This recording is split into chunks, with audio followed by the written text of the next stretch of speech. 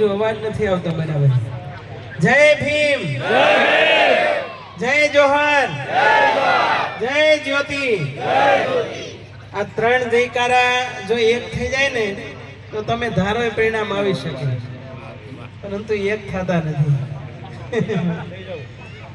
અને અમારો સંતોનો પ્રયાસ એ છે ખાલી બે કામ કરો ને એટલે ગુજરાતમાં આમ તો 182 છે બરાબર, તો એસસી એસટી તો 40 રિઝર્વ છે અને 27% ઓબીસી એટલે 85 એટલે 90 તો એમનું આવે છે. 2-3 સીટો માટે જ મહેનત કરવી પડે એમ છે, પણ તમે બરાબર મહેનત કરતા નથી.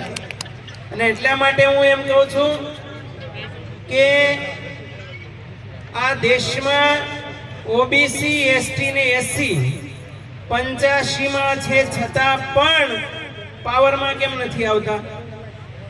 સમજાય છે ને? પાવરમાં કેમ નથી આવતા? એટલા માટે 4 વાતો કરવી છે સંક્ષિપ્તમાં કે આજે 85 માં હોવા છતાં 10% એવા છે કે વીઆઈપી ગુલામી ભોગવી રહ્યા છીએ. સમજાય છે? 10% વીઆઈપી ગુલામી, 20% અવસરવાદીઓ. આપણો કાઠિયાવાડી શબ્દ છે ડબલ ઢોલકી. સમજાય છે ને? હમણાં બોલતા હતા કોઈ કલાકાર. એટલે 20% એમાં જતા રહે છે, 50% હજી સુતેલી અવસ્થામાં છીએ અને 20% આપણે જાગેલા છીએ. ભનુભાઈ બધે પ્રયાસ કરે છે જગાડવાનો, અને આ બધો જગાડવાનો જ પ્રયાસ છે. જો 20% જાગેલા હોય ને 50% ને જગાડવાનું કામ થઈ જાય ને તો તમારે જે પરિણામ ધારો એ થશે. એટલા માટે આ મહાપુરુષો બધાય બેઠા છે, આગેવાનો છે, એ બધા જ ભગવાન બુદ્ધ પણ એમ કહેતા કે જો વ્યક્તિ ભીतर से एक बार जाग गया उसको गुलाम बनाना नामुमकिन है. પણ માત્ર ચર્મ ચક્ષુથી નહીં, અંતર ચક્ષુથી મારે તમારે જાગવું પડશે. અને એટલા માટે આપણે વંદન કરીએ ડોક્ટર ભીમરાવ આંબેડકર સાહેબને. દુનિયામાં 3 પ્રકારની કોમ હોય છે, યાદ રાખજો. એક અન્યાયને સહન કરનારી, બીજી અન્યાયનું પોષણ કરનારી, અને ત્રીજી કોમ એવી હોય છે કે અન્યાયને જડ મૂળમાંથી ઉખેડીને ફેંકી દે. અને એમાંથી કોઈ એક મહાપુરુષ હોય તો એ ડોક્ટર ભીમરાવ આંબેડકર સાહેબ હતા.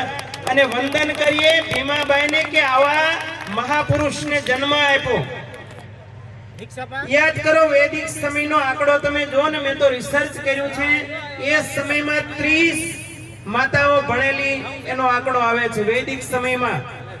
મનુ મહારાજના સમયમાં 0, કોઈ નારીને અભ્યાસ નથી કરાવવામાં આવતો.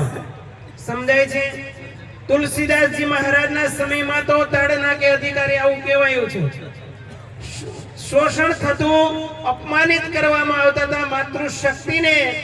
અને આજે જેટલા અભિનંદન આપીએ ડોક્ટર ભીમરાવ આંબેડકર સાહેબને કે ભારત વર્ષની લગભગ હું માનું છું ત્યાં સુધી 40 કરોડ માતાઓ બહેનો આજે એજ્યુકેટેડ છે. એનો આભાર માનીએ ડોક્ટર ભીમરાવ આંબેડકર સાહેબને. વાતો કરતા હતા યત્ર નાર્યસ્તુ પૂજ્યન્તે રમન્તે તત્ર દેવતા, ખાલી વાતો જ રહી. સમજાય છે? અને હમણાં મને બહુ ગૌરવ થતો હતો, એક માતૃશક્તિ બેઠા છે, સરસ મંત્ર થી આપણને પૂજન કરાવતા હતા. અને જેટલા આપણે યુનાઇટેડ થશું, અંગ્રેજો આવ્યા ત્યારે 10,000 હતા, યાદ રાખજો મિત્રો, ને 30 કરોડ ભારતીયો હતા. અને 10,000 લોકોએ શાસન કર્યું 30 કરોડ ભારતીયો ઉપર. શા માટે? એ વખતે અંગ્રેજોની નીતિ હતી યુનાઇટેડ વી સ્ટેન્ડ અને ડિવાઇડેડ વી ફોલ. અને એ જ નીતિ અત્યારે વર્તમાન સમયમાં ચાલી રહી છે. અને એટલા માટે હું તમે જ્યાં સુધી સંગઠિત નહીં થઈએ ત્યાં સુધી પાવરમાં નહીં આવી શકીએ. 2 જ કામ કરવાના છે. એક તો જે ડોક્ટર ભીમરાવ આંબેડકર સાહેબનું સૂત્ર હતું કે શિક્ષા શેરની કા દૂધ હે જો પીએગા વો દહાડેગા. એ કામ તો અત્યારે વર્તમાન સમયમાં ખૂબ થઈ રહ્યું છે. પરંતુ જેટલા ગુજરાતમાં ઓબીસી એસટી એસસી ના સંગઠનો ચાલે છે, જેટલા મંડળો ચાલે છે, એકવાર સંગઠિત થઈને એક સ્ટેજ ઉપર આવો બેસવાનો પ્રયાસ કરો એટલે ભલાના ગાઢ મોકળા થશે ને થશે જ. સમજાય છે ને? એટલા માટે સંગઠિત થાવ. આપણી ભારતીય પરંપરા એમ કહેતી સંગચ્છદ્વમ સંવદદ્વમ સન્નો મનાંસી જાનતામ. આ વાત જ્યાં સુધી ચરિતાર્થ નહીં થાય ત્યાં સુધી આપણે પાવરમાં નહીં આવી શકીએ.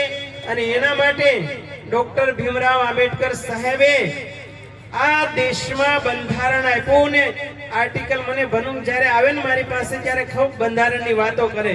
મેં તો આ 13 નો આંકડો કેમ અશુભ ગણાતો હશે ભારતમાં?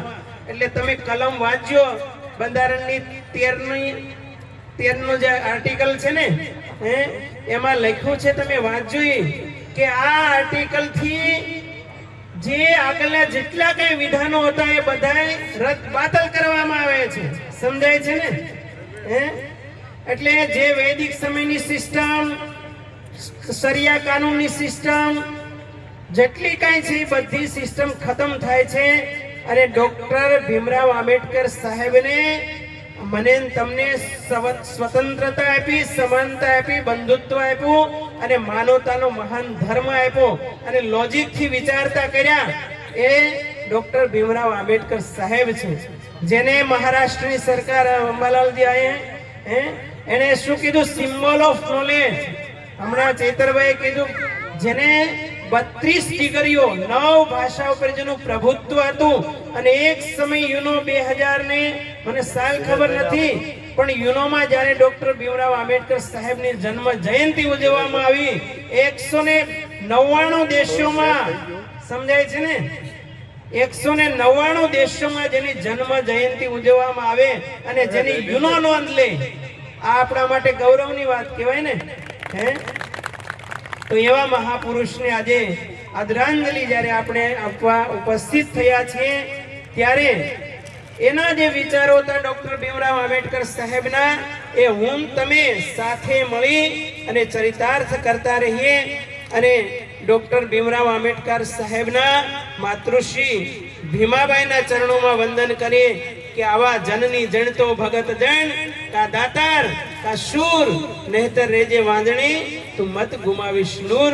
એવા મહાપુરુષ ડોક્ટર ભીમરાવ સાહેબ આંબેડકરના ચરણોમાં કોટી કોટી વંદન કરીએ અને એના માર્ગે આપણે ચાલતા રહીએ. અને વર્તમાન સમયમાં જ્યાં જ્યાં એવા ભેદભાવ થતા હોય, જ્યાં હક અને અધિકારની લડાઈ ચાલતી હોય ત્યાં બધા સાથે રહી. અને હું તો કહું ઓબીસી નું ગ્રુપ ઘણા બેઠા છે, 27% તો મળ્યું છે, હજી 54% પ્રયાસો ચાલુ છે અને એ વાત પણ ચરિતાર્થ થાય એવી શુભકામના સાથે બોલીએ જય ભીમ.